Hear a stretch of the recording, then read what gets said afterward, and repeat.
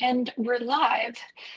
Hi, everybody. I can see some folks trickling in already. We'll just give it a minute or so for everyone to hop on, and then we'll get started. And with the live stream platform, you're all off camera, so if you feel free to dial in and do your thing, and you can just see us, but not the other way around.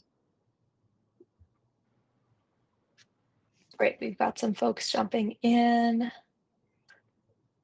Awesome.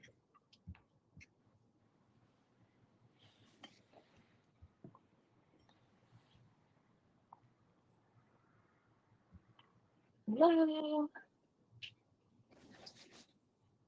Alrighty, we can go ahead and kick off, and we'll have folks trickling in throughout, I'm sure.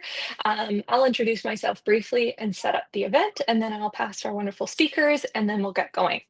So I'm Kaylee. I'm with the events team here at Omnipresent, and we help companies hire talently globally through our employer of record solution. And today's session is all about breaking down the what, the why, and the how of hiring in Mexico, one of the fastest growing hiring destinations, certainly for our clients and for global teams in general.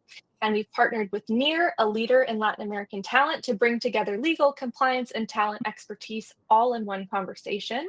And whether you're hiring your first team member in Mexico, just starting to think about global hiring, or scaling a fully remote team, you're in the right place, and we'll have lots of time to answer specific questions.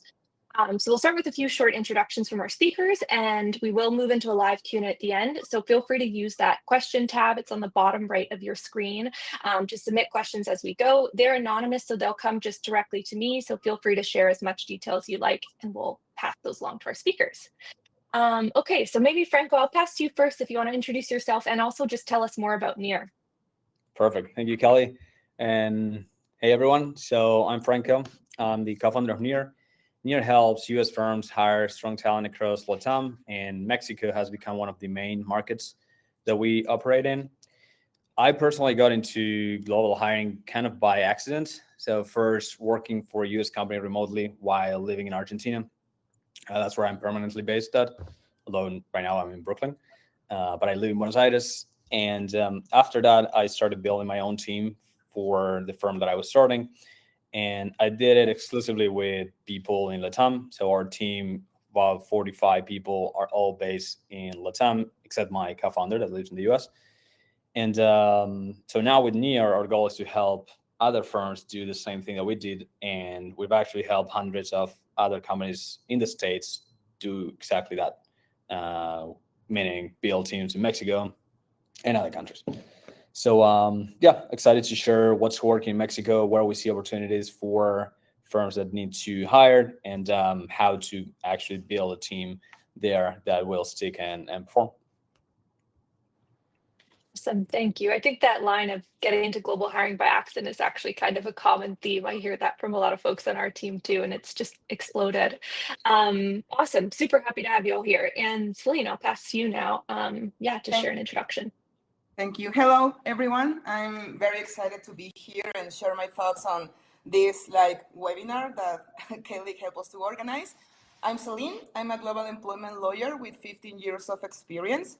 I have worked as an in-house counsel for employer of record companies and also as a law firm associate. And I'm currently the head of international employment here at Omnipresent, that provides employer of record services in more than 160 countries. So as you can see, amazing expertise here on our panel. So really feel free to use that question tab and get your questions in throughout the event.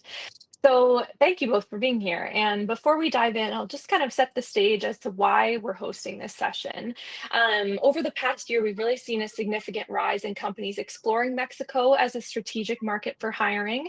And while the opportunity is clear, the how isn't always. And that's where we come in and why we decided to do this session. And so the purpose of this event today is to give you a really clear, practical understanding of what it takes to hire in Mexico, whether, like I said, you're building your whole team there or you're just making your first hire.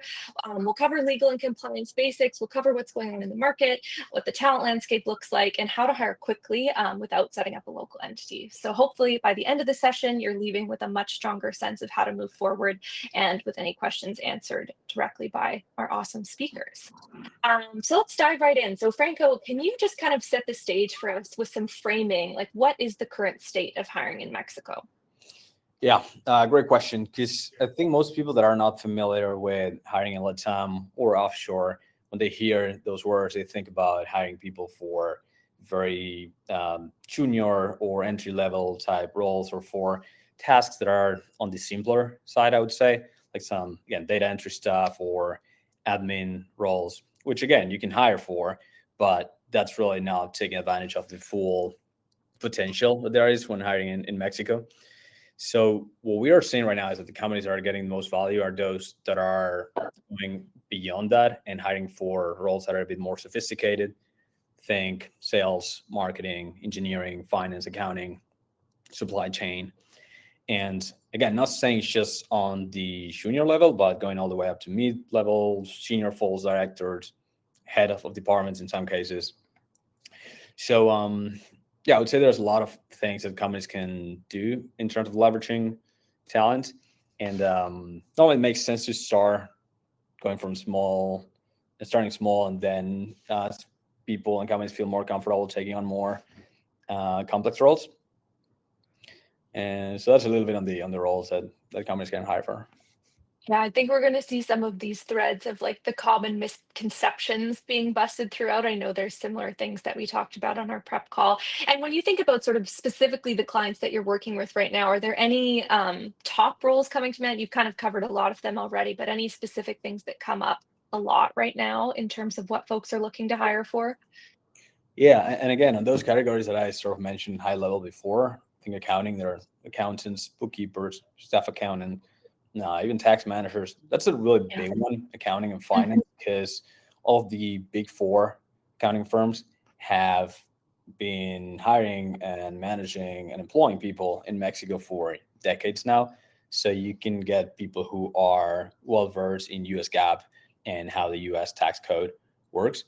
And so you get people trained by the big four basically and ready to hit the ground running pretty much. Then sales is a big one as well. It's trending up.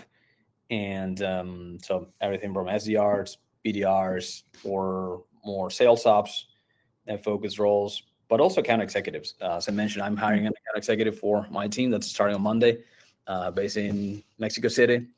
And you can get people who know how to sell to US based customers, who know how business is conducted in the US, how to communicate, how to be succinct and write a good email, just to give a few specific examples.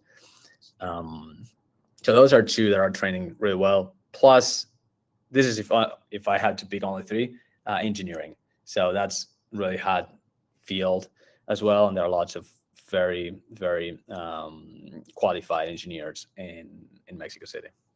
Yeah, that's awesome. That's super helpful. And you've kind of already alluded to this. And again, these themes are going to layer throughout. But how would you describe the current talent pool? Like we talked a little bit in our prep call, those time zone overlap. There's all kinds of things that make Mexico a really exciting hiring destination. What is that talent pool like? If you, again, difficult thing to summarize, but if you had to kind of describe what you're seeing. Yeah, and let's start with the most obvious ones, or those that most people are familiar with. So time zone overlap, as you mentioned, makes things easy in terms of collaboration and moving fast. Important if you're a company that wants to move fast. Yeah. And cost efficiency as well. That's probably the one that most companies or people are familiar with. Normally, salaries are about 50, maybe 60% lower than in the US, and for same level of talent or better in some cases. But then there are a few other things that are really interesting about Mexico. So hard skills, as I was mentioning, you can find people who have the specific skill set that you need to perform the job. But what's interesting is the soft skill side as well. So most of these people are actually taking a step back. Sometimes companies that have hired internationally, maybe in other time zones, complain about the way in which working with people who are not that autonomous or that are maybe very efficient, but that need to be instructed specifically what to do and that are maybe very process driven. And in Latam, in Mexico specifically, you can find people like that, but you can also find folks that are very hungry, proactive, who have a more go-getter type attitude. That's what sales is a big category right now. And so these folks want to take ownership, want to grow, want to be part of a company, share the culture with their colleagues, and really be part of the company. Not just be like a offshore help, but a global full-on team member. Yeah, awesome. That's super helpful. And I think, yeah, again, overlaps with a lot of the things that we're seeing and kind of leads perfectly into my question for you, Celine. And from Omnipresent's point of view, like what types of companies in our client base are really prioritizing Mexico for growth? From our experience, the majority of our clients are tech companies mainly. We have also seen a growing trend in HR and services companies looking to expand their teams to not only Mexico, but Latin America countries. But in general, I would say that we are talking about the startups which main activity or core business is related to technology and software development. Yeah, super cool. That's really interesting. And why I think I know your next answer is going to overlap with some of the things that Franco's already shared, but why is Mexico consistently sort of coming up as a top 20 hiring destination for our clients right now? Uh, what I have heard from our clients, especially those based in the US and Canada, Mexico is attractive to them for three main reasons, I would say. The economic competitiveness and the cost-effective labor that Frank already mentioned, the education and language proficiency of the employees, and I mean the easy one that is the proximity and favorable time zone. So everyone can like organize their day-to-day activities without any significant delay in the region.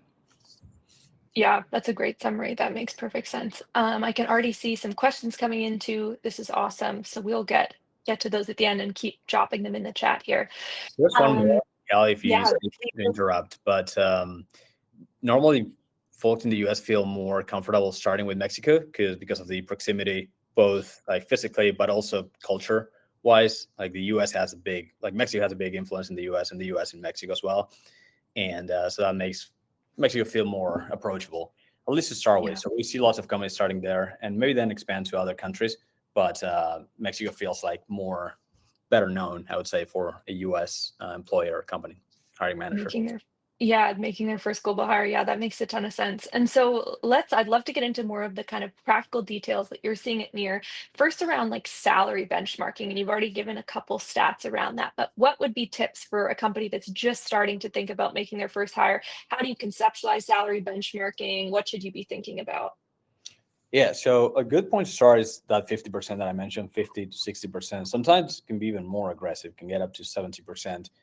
One caveat there, I would know more than 70%, you start getting into underpaying territory, basically. And although that could work on the short term, if you're hiring someone that's good, when they realize their value, they're just either going to renegotiate their salary or they're going to get poached by a competitor and you just lost that person.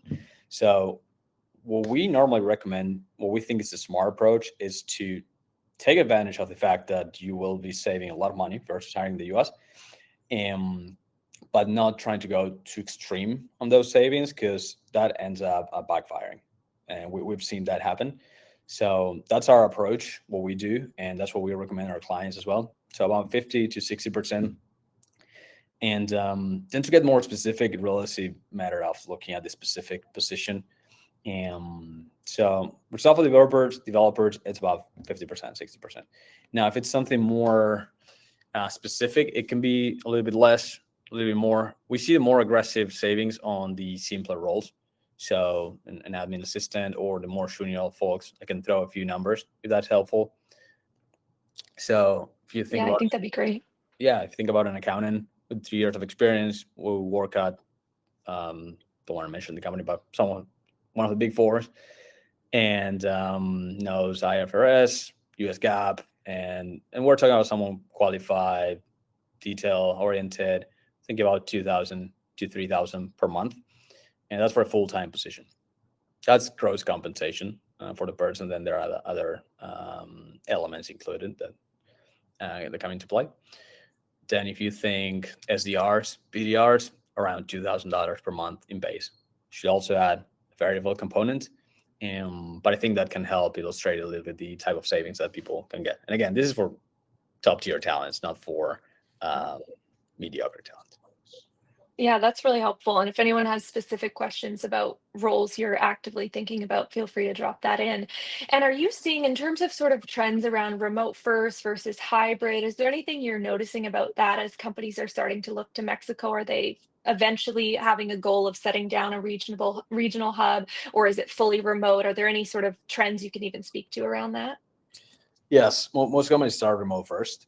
It's Yeah. just one, it's easier to test the waters that way rather than building a whole office or doing something that requires more structure. So remote first. Also, we see that the best talent, they want to have the flexibility to work remotely, which we think it's also a good filter because it helps filter for people who are autonomous and don't need to have someone constantly on top of them reminding them, hey, do your work, which no one wants to have an employee like that. So we think that hiring people remotely makes a lot of sense. You obviously need systems in place to track performance, to make sure that people are engaged. So, but if that's way easier for companies that are already remote, maybe stateside or North America, but that have a remote first culture, very easy to just test having a couple hires in Mexico. We see some appetite for on-site as well, but that's more for very large companies that are established and have an on-site culture, and maybe it's harder for them to get internal buy-in.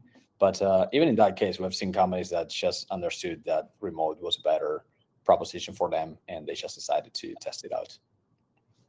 That's super interesting. And then one other question before I want to chat to you, Celine, about the EOR stuff is any trends you're seeing around sort of employee expectations in Mexico or surprising things to be aware of, retention? And I know this will come up in our next set of questions too, but is there anything, you would guide people to think through as they're, again, making that first hire? Yeah, and that's a good one because there are lots of similarities with what people would do in the US if they're building a local onshore team, and then some differences as well.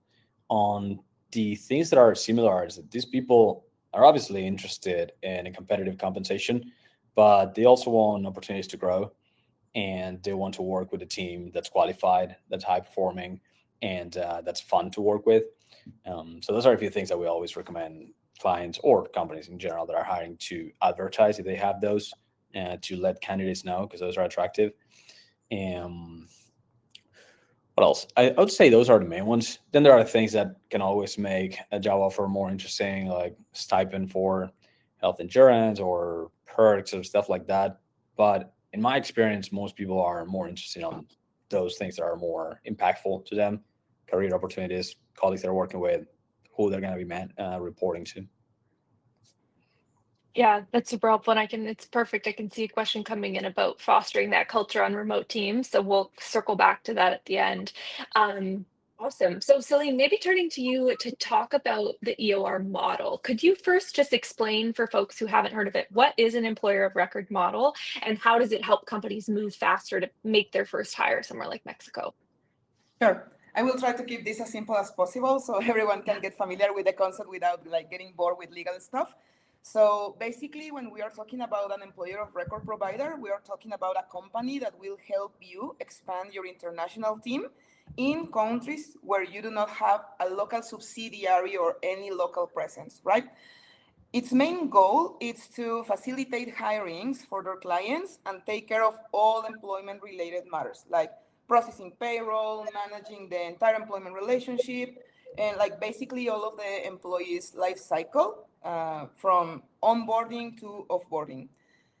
Something that I believe that it's very important to flag and that from my perspective, anyone should know is that in different countries or jurisdictions, we have different regulations. And that is why there are different business models that employer of records can use to offer their services. So it is always important for you to be aware of those like legal differences and be sure that your employer of record is providing you a legal solution, right?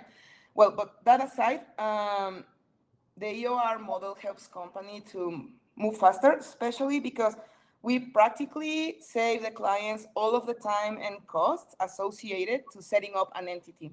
And when I'm talking about like setting up an entity, maybe in some countries it's something relatively easy to do, but at least here in Mexico, but because all of the bureaucratic processes and everything, if you try to set up an entity, you will be talking about spending your resources on drafting and approving like articles of incorporation, paying for the public registry and the commerce registry that you need to do like every time that you start a new company in the country, the federal taxpayer registry, opening a bank account, registration as an employer before the social security authorities, digital stamps, powers of attorney, hiring someone that will compliantly manage your HR stuff and regulations, payroll vendor, etc. Right? So with an employer of record provider, you can forget about all of those like cost and time that you should spend in setting up a local subsidiary, and then you can focus on what is important for you, especially for those like new companies or startups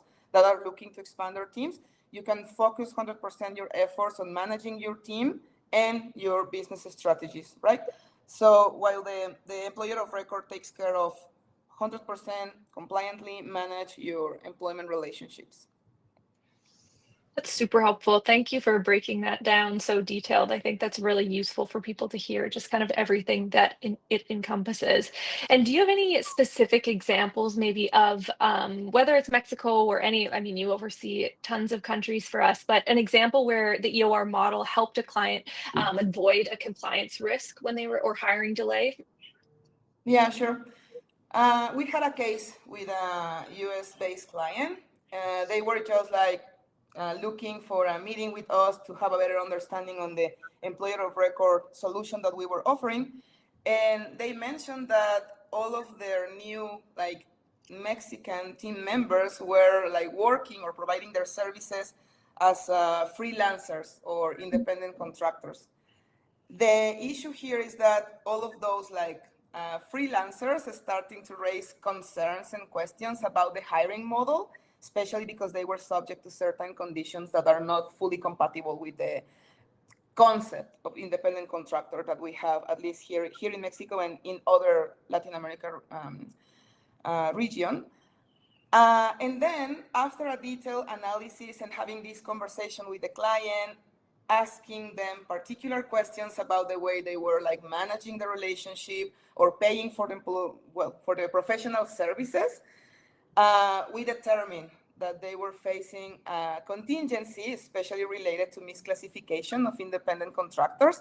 And after having like several conversations about especially the budget, because all of our clients are mainly concerned about the cost of hiring or deciding to hire through an employer of record solution.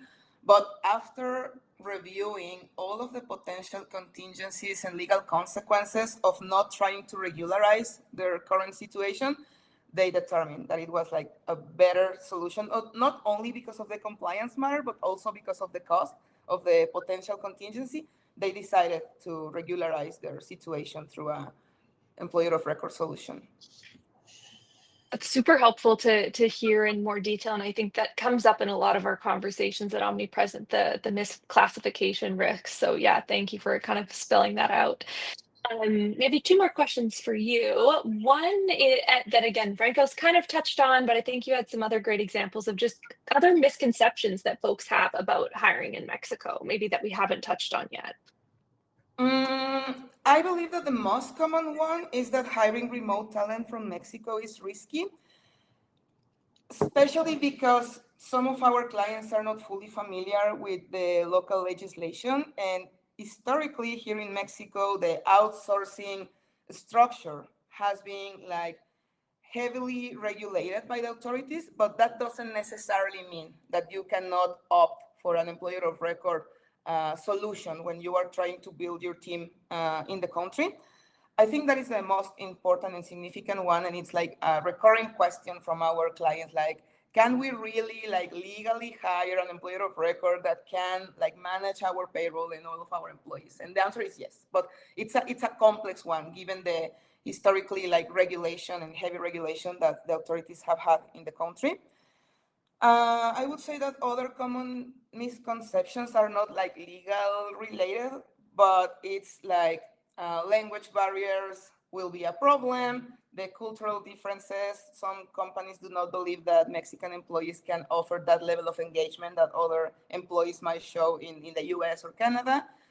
And I think that another one that is common is that remote talent in Latin America in general is like cheap labor, and that might compromise the quality of their services. The one on quality is my favorite one, because whenever we work with someone that hires someone and normally they have that reservation, then they start working with this person, they're like, oh my god, I can't believe, why haven't I done this, started doing this before? And so it expands like rapidly from there. One additional thing there, I think the main issue is coming is just thinking too small. So that's what we were saying, like hiring for cheap talent, simple roles. And there are companies that are literally just to like hiring senior people. Just to name a few examples, we know of a firm that hired their VP of engineering in Mexico, and this person now it's building the engineering team for them as well. It's a company that raised $50 million and based in the US. And another one hired their head of finance for this is a private equity firm with about $2 billion assets under management. And third one, someone that hired their director of outbound to build the whole SDR team to prospect into the US. So really, it's lots of things can be done. Yeah, I think these tangible examples are super, super helpful. And thanks for jumping in very much as we were talking about. Feel free to add to each other's examples. There's so much overlap, I think, in what we're covering. And maybe, Celine, final question just under this EOR bucket would be, are there any unique compliance, and there are many, but some unique compliance nuances to be aware of when hiring here, whether that's under the payroll expectations, healthcare, sort of the top line of compliance? Yeah, I think that the most significant one is the one that I have already mentioned, that is related to outsourcing restrictions.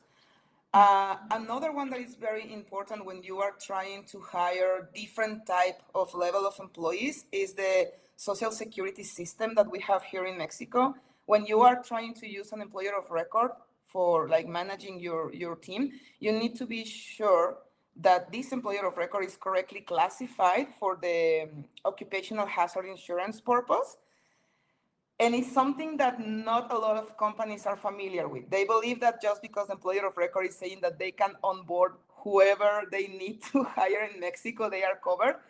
And this is a common mistake. In most of the cases, these employer of record companies are only prepared to hire certain type or level of employees. So that is something super important that you need to keep in mind. And it's not like employment related, it's social security related, but it can impact the level of your responsibility if something happens, or if there is a disease or any occupational hazard that your employee suffers while trying to provide their services.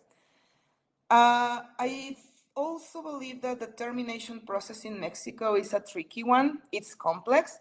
A fun fact in Mexico is that there is no termination notice in Mexico, but if you want to opt for the unilateral dismissal approach, you might need to have a lot of evidence, gather a lot of evidence, which sometimes is difficult when you are hiring an employer of record to manage your employment relationships. So it's better to try to negotiate a mutual termination agreement. It's not that simple to proceed with a termination. Also, the concept of redundancy or economic cost for terminating someone is completely different from those existing in not only like Canada and in the US. It's simpler with the at will employment, right? But in the European countries, this is not a concept that is like common in Mexico. So it's also something that you need to consider when you are trying to build your team in countries like this. And I mean, if at the end you decide to set up an entity, I think that the most complex entitlement that you need to manage here in Mexico might be related to the profit sharing. that it's a concept that is not common not even in other Latin America countries. It's like unique, regulated in Mexico. So I believe that those are the main particular concerns or issues that you need to look when you are trying to build a team in Mexico. Yeah, super, super helpful. Again, these, I think, tangible examples of just the different nuances, incredibly helpful. And I actually think we can pause and answer an audience question. I'll pass it to you first, Celine, but Franco, feel free to jump in, which is how do you handle, it's related to what we're talking about, holidays, vacation time, sick days, leave in general, when you're hiring in Mexico. And I know, Celine, you can speak to the EOR side, but Franco, if you want to jump in with any kind of expectations or things you're seeing, that would be great. Good. That's it's an easy one, like legally speaking, but it's not that easy when you are trying to have your like full control of the employee's entitlements. Why? Because holidays, sick leave, maternity leave, parental leave, all of those protected leaves and holiday entitlements are clearly described and regulated by law, by the federal labor law. So it's easy for you when you are trying to manage only the statutory rights for employees. But the complex part comes when you need to establish a clear system for tracking all of those holidays or sick leaves or maternity leaves, etc. So when it comes to like opting for an employer of record that will help you to manage these issues, it will be important for you to check with them what type of tracking systems do they have and what level of flexibility they will allow you to try to implement your policies. Because I have seen cases in which our clients are not like fully satisfied with the statutory benefits that our law provides, and they want to be more generous with employees. Recent question that we receive is related to flexible or unlimited time off for employees. That is a tricky one because you need to have a clear policy from your side to try to manage these entitlements, but you also need to make sure that you are honoring all of those statutory entitlements that are provided by law. Yeah, really helpful. Franco, anything to jump in there? Otherwise, I've got another audience question to ping to you. Not that one. I think Celine explained it perfectly. Yeah, awesome. Super nuanced and really helpful to hear all the different things that you need to consider. So this question actually calls back to some things you were talking about at the beginning. Again, both of you feel free to jump in, but just what suggestions do you have to foster team building and company culture in a remote model? We could talk about this for hours. We could do a whole other webinar on this, but maybe just top tips. And then also, Franco, I know you're mentioning that that's an attractive thing for folks who are looking to be hired remotely. Like, what are you seeing? What is great company culture? Yeah, anything else you want to add on that? Yeah, great question. And I think like starting hiring abroad and having that in mind, it's the right way to do it and to start having that as a priority. Nuanced answer in the sense that it makes sense to understand what the culture of the company is to recommend specific things, but there are things that apply in general. One, I would say treat these people as part of the team, like full part of the team, same way that you treat someone, if you're a remote company and you have your HQ in New York, the same way that you treat someone that's based in Denver, for saying something. Treat your Mexico City employees same way. That means one-on-ones, team meetings. If there are all hand meetings in your company, include them as well. Give them opportunities to participate, to show what they've been working on. The one-on-ones are important to build a relationship with the person. I would say most of the Latin-based folks that we place, they are very adaptable and they expect that there will be a bit of an adjustment to make when working with someone that's in the US.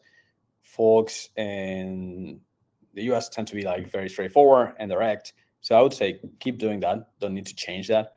And because really when you build global teams should feel pretty smooth, the experience of building it.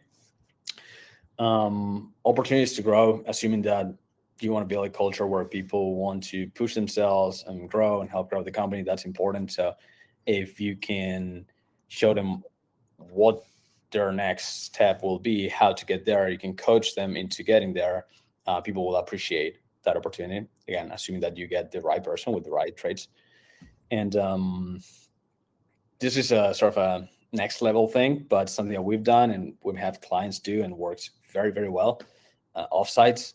If you run an offsite and you want to fly your people into the US or hosting it in Latam, that's perfect. Like getting in person, even though I'm obviously a big proponent of remote work and my company is fully distributed, doing that maybe every year helps create a lot of team, make the team stronger and get people to meet each other in person. So yeah, those are a few that are key. I think that really aligns with what we think about at Omnipresent as well. Anything else from your side, Celine, having lived sort of the same thing on this fully remote global team, that works well in terms of how we cultivate culture? No, I think that Franco already explained everything. He has more expertise than I have in terms of recruitment and like talent hiring. But I would say that, yeah, all of the employees are always looking to be part of a team, right? So integration is a key. You cannot pretend to have an international team that is not well like constructed and balanced and that has like meetings to feel that they are part of something. It's not only like day-to-day activities, but it's more than having this culture of integration. Yeah, yeah, 100%. I think that theme's really starting to run through what we're talking about today. Another audience question, and this is great. Keep submitting them. We'll probably spend 10 more minutes on these before we switch to a rapid fire round to wrap up. And this one's for you, and you've kind of already answered it with your case study, Celine, but why hire under the EOR model versus using contractors or freelancers? You've alluded to this pretty strongly already, but anything else to kind of add to that? Yeah, sure. I would summarize this like because this is a question that I commonly ask our like prospects or clients that are interested on trying to regularize their hiring model. Uh, are you certain that the professional that you are hiring is 100% like compatible with the nature of an independent contractor? And they commonly say no, but they also say that, oh, but the professional is fine with this hiring model. They pay less taxes, they take care of their own activities, etc. And that's fine. I mean, at the beginning of the relationship, everyone will be happy to have a new opportunity, have this like opportunity to handle their day-to-day activities. Maybe they will pay less taxes. But the issue comes when you want to terminate the services agreement that you have with this professional, right? And no one is happy when you receive the news that, oh, we are so sorry, we no longer need your services, or maybe we are not happy with how the opportunities are going in Mexico, so we will be hiring other like independent contractors in the Netherlands, something like that, right? No one is going to be happy about that, and no one is going to make it easy for you to let go of their services. And the first thing that they will ask when you try to justify that you can just simply terminate the commercial relationship that you have with that professional is the fact that they were misclassified and they are entitled to severance payment. And then you will face these issues because I'm sure that no one will be happy when you terminate them and you are not giving them a proper severance package to end the services. And not only that, I mean, it's not only the litigation case that you might have, and maybe some companies will believe that, okay, it's not that likely that a court in Mexico will try to impose like fines or like have any legal consequence because of the extraterritoriality principle that we have.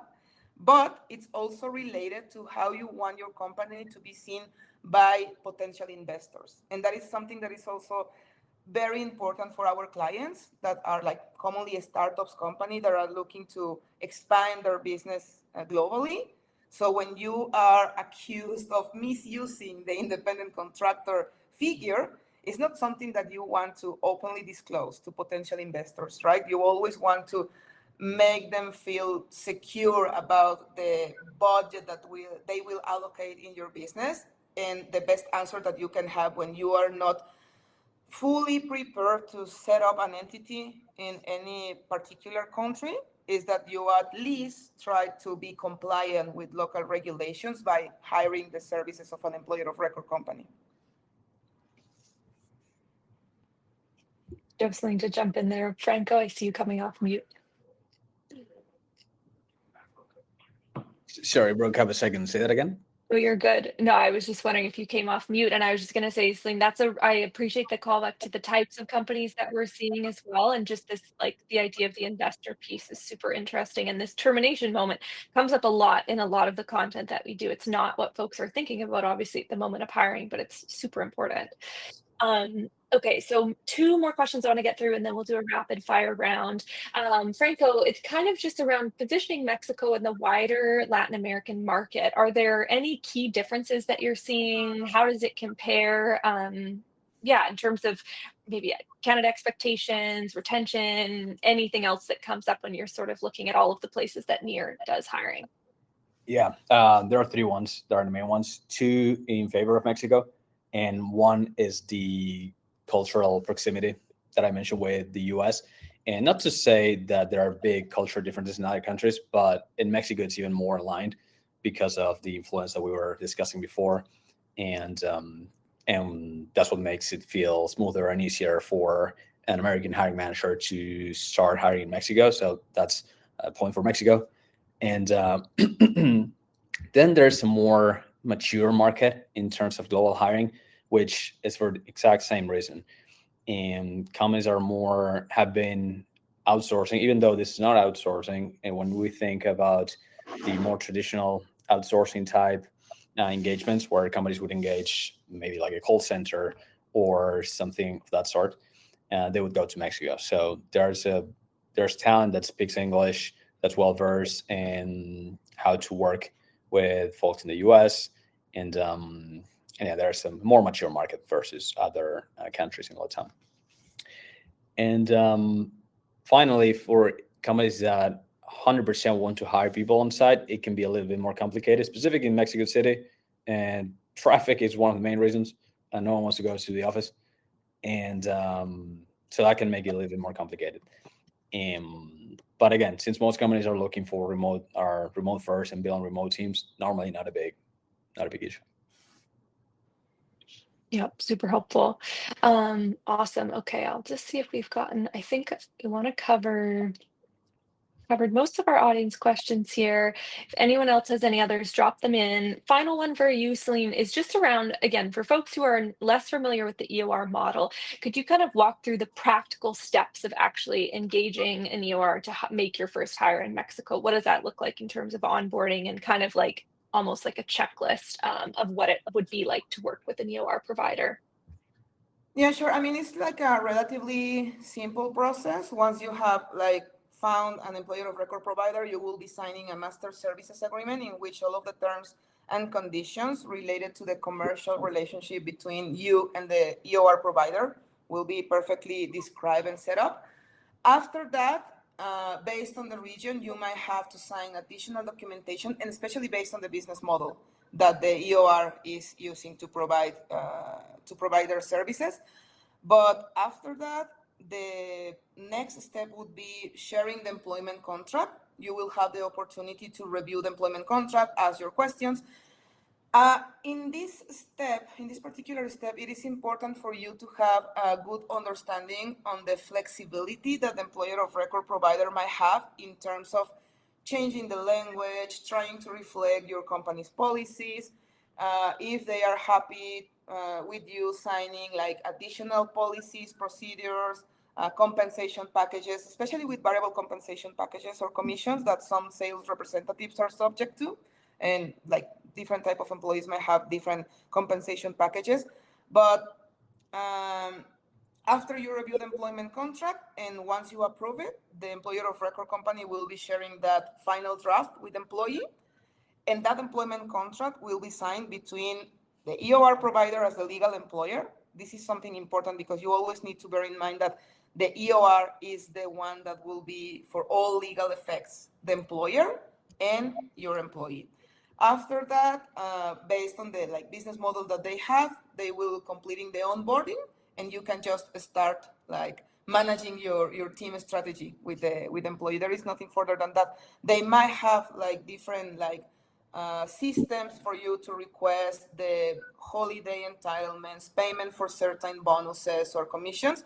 but that is like more, it's detail oriented based on the provider that you have choose. That's super helpful. I think again, just continuing to sort of break down the myths of what does it actually look like, and when we're thinking practical tips, what are the steps you need to be considering?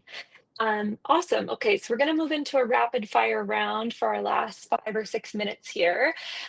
First one I'll pose to you, Franco. What you've given a lot of this already, but if you had to summarize advice that you would give to a company hiring in Mexico for the first time, what would be your top advice? First thing would be give it a shot, like actually do it and try it out. Because once you start working with someone in the region, you see, like, that's how you actually have a better call of these things that I'm mentioning. It's once you start working with someone, have the experience, say, okay, yeah, well, I should expand this. And practical experience, make sure that you know 100% what you're looking for.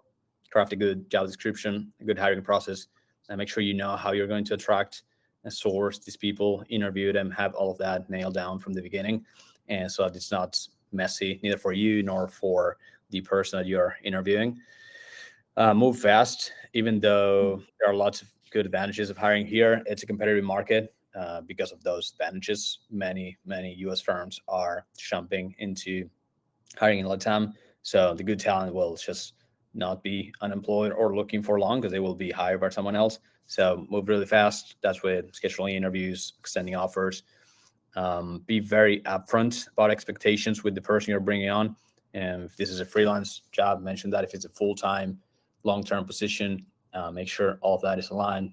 Compensation, holidays, all those things that we discussed, and what the hiring process looks like as well. Everything that helps bring transparency and align expectations from the beginning.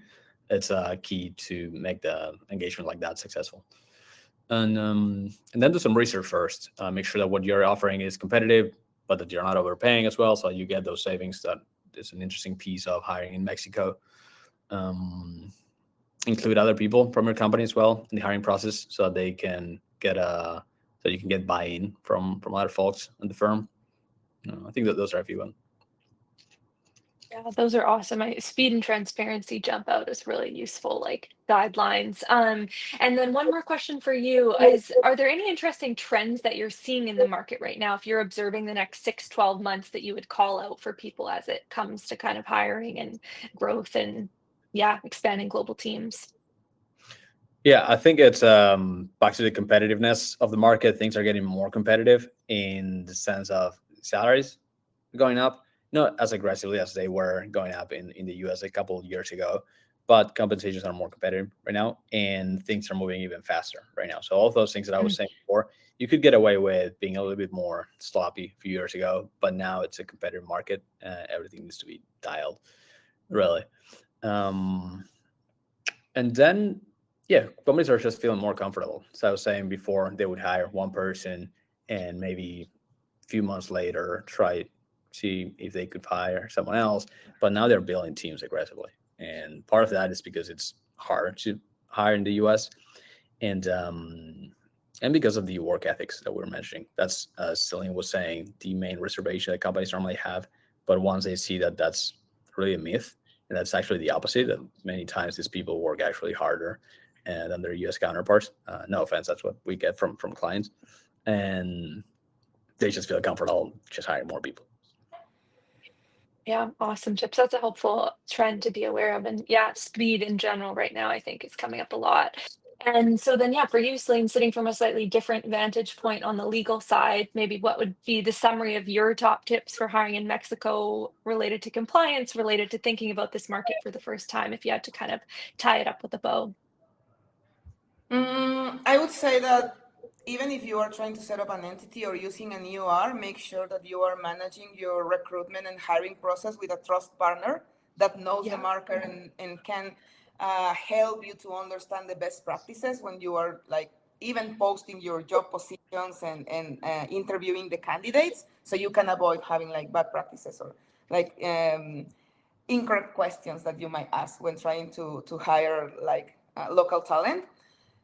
Make sure that even if you are saying, again, if you are setting up an entity or hiring an employer of record, always make sure that your employment contracts are well drafted and drafted by a local lawyer. In most of the cases, when you are facing contingencies or litigations, it's because you believe that you could simply put everything in an employment contract like in other countries. And especially in Mexico and Latin America countries, you need to be very careful with the wording and the obligations that you are trying to impose to your employees.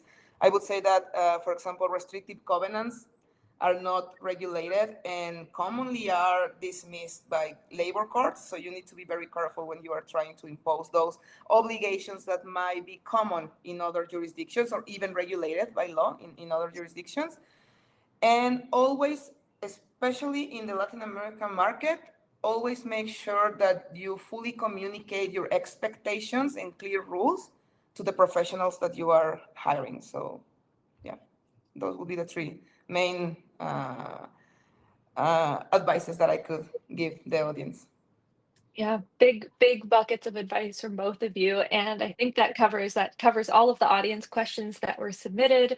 We've run through everything today, so give everyone 10 minutes back. Thank you so much for joining, and thank you, Celine and Franco. This was super rich, really detailed, and we'll follow up with everyone tomorrow where you can find Near, where you can find Omnipresent, more information about our hiring product in Mexico. And of course, if you have any questions, you can follow up with us directly as well, but we'll reach out with kind of a recap tomorrow, and then keep your eyes out for a blog post coming as well. So lots more on this topic area. And thank you both again for joining, for giving us time on your Wednesday, and for providing so much detail. This was super, super useful. Love it. Yeah, this was super cool. I guess last thing I would say is, Yeah. as we mentioned the big four and all those firms, but there are companies like Amazon, Google, IBM, Oracle that have been hiring here for decades. There's a reason for that. It's the exceptional, strong talent that there is. I think the cool thing about today is that there are companies like you guys, like Omnipresent, that can help smaller companies or startups do the exact same thing without having to have their internal HR or legal team that knows how to hire in Mexico, for example, or companies like Near that can be an extension of their talent acquisition team. So yeah, super excited about this field, and hopefully this was helpful for firms that are exploring this idea. Yeah, thanks everyone for bringing such detailed questions. And yeah, completely agree, Franco. Thanks for that summary. And we'll share a recap and all of our info so you can get in touch and we can continue the conversation. And yeah, thanks again, guys, for joining. Have a great rest of your Wednesday. 100%. Have a good Thank day. you. Talk to you soon. Yeah, Bye. thanks all.